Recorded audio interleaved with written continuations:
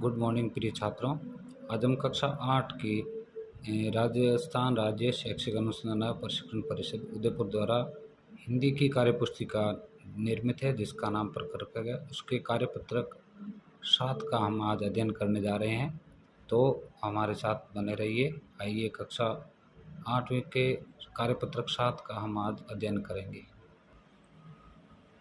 कार्यपत्रक 7 जिसकी दक्षता दे रखी है भाषा की बारीकियों को समझ पाना, जिसमें उचित विराम चिन्हों का प्रयोग करना, रैप के प्रकार के बारे में भी अपने को क्वेश्चन बनाने हैं, और उल्टे शब्दों वर्णों को लिखकर कोई शब्द लिखे हुए उनको सीधा करते हुए शब्द लिखने हैं, और 3 पर्यायवाची शब्द भी इसमें आएंगे, और कुछ शब्दों को दे रखे हैं उनके आधार पर हमें नए वाक्य निर्माण भी करने हैं। तो आइए चलो हम पहला प्रश्न देखते हैं। नीचे लिखे वाक्यों में उचित विराम चिन्ह का प्रयोग करते हुए पुनः वाक्य लिखना। वाक्यों को पुनः लिखना है विराम चिन्ह लगाने के बाद में। तो पहले का अ है, मैं कल रजनी के घर जाऊंगी, तो ये कल जाएगी तो पूर्ण वाक्य हो गया है, तो इसके पीछे आएगा पूर्ण विराम चिन्ह। दूसरा है, क्या आपका नाम जतिन है, तो सबसे पहले आपको पता चल गया होगा क्या आया है, तो प्रश्नवाचक चिन्ह लगेगा। और दूसरा है, शानवाज रेखा और गायत्री जा रही हैं, ये इस पूर्ण वाक्य है, तो इसके पीछे भी पूर्ण विराम चिन्ह आएगा। अरे मेरा भाई पास हो गया, चौथा द मेरा भाई पास हो गया, तो इसमें आएगा पूर्ण अरे आया है तो विस्मयादि बोधक चिन्ह आएगा। आइए किस प्रकार लगेंगे हम लगाते हैं। तो छात्रों इन पहले प्रश्न के उत्तर कुछ इस प्रकार के होंगे। पहले का पूर्ण विराम चिन्ह, दूसरे का प्रश्नवाचक चिन्ह, तीसरा पूर्ण विराम चिन्ह और चौथे का द का विस्मयादि बोधक चिन्ह। दूसरा प्रश्न है, र के विभिन्न रूपों के आधार पर नए शब्द लिखने हैं। तो हम पहला पूरा र देश का रखा है, उसका रतन भी आएगा, रमन भी आएगा और रमीला कुछ भी लिख सकते हैं हम। दूसरा र ऊपर है, धर्म है, इसमें कर्म भी आएगा और मर्म भी आ सकता है इसमें। ब का प्र से प्रकाश, प्रवीण, प्रशिष्ट, प्रार्थना कुछ भी आ जाएगा। और चौथा है राष्ट्र, राष्ट्र का उष्ट्र।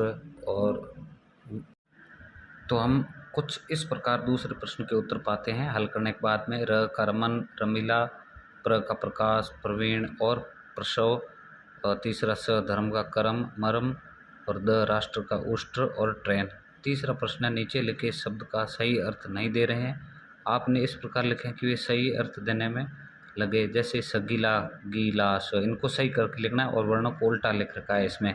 हमें वर्ण सीधे और सही लिखते हुए क्रमशः जमा कर शब्द बनाना है। आओ तीसरे के शब्द निर्माण करते हैं। तो आप देख रहे होंगे तीसरे प्रश्न के कुछ शब्द इस प्रकार बनते हैं। सगीला का गिलास, लेजबी का जलेबी, किन मन का नमकीन, ठामीस का मिठास, नापसी का पसीना, लफू का फूल। चौथा प्रश्न है, निम्नलिखित शब्दों के 3 पर्यायवाची शब्द लिखिए। तो हम इनके 3 शब्दों के 3 पर्यायवाची शब्द लिखेंगे। देखो कुछ इस प्रकार बनते हैं शब्द। आँख का आँख, नयन नेत्र, रोचन हवा, समीर वायु, पानी नीर, जल पय, अम्बु धरती, धरा वसुधा। कुछ इस प्रकार आओ देखते हैं। चौथे प्रश्न के उत्तर इस प्रकार होंगे। आँख का पर्यायवाची होगा नेत्र, नयन, चक्षु। हवा का होगा वायु, पवन, समीर। ग पानी, पानी के होंगे जल, नीर, अम्बु। और घ धरती, धरा, वसुधा। और पांचवें का देखेंगे प्रश्न, निम्नलिखित शब्दों का प्रयोग करते हुए वाक्य बनाना। इन शब्दों को लेकर हमें कुछ नए वाक्य बनाकर इसमें लिखने हैं। आओ लिखते हैं। देखो आइए देखते हैं निम्नलिखित शब्दों का प्रयोग करते हुए वाक्य बनाने। प्रश्न 5 का, तोता, तोता दाड़िम या अनार खाता है। तोते को दाड़िम प्रिय कहा गया क्योंकि ये अनार इसको सबसे ज़्यादा पसंद है और अनार को ही खाता है ज़्यादातर। दूसरा है सितार, रासू सितार बजाता है। ग है किताब, सविता किताब पढ़ती है। और घ पांचवें का, थाली, थाली का हो जाएगा पवनी थाली साफ कर रही है या धो रही है। तो छात्रों आज का कार्यपत्रक पूरा हुआ। आपका बहुत बहुत धन्यवाद वीडियो देखने के लिए। लाइक करें, सब्सक्राइब करें और अपने साथियों के साथ में शेयर करते हुए कमेंट बॉक्स में नीचे अपने कुछ विचार भी लिखें। धन्यवाद।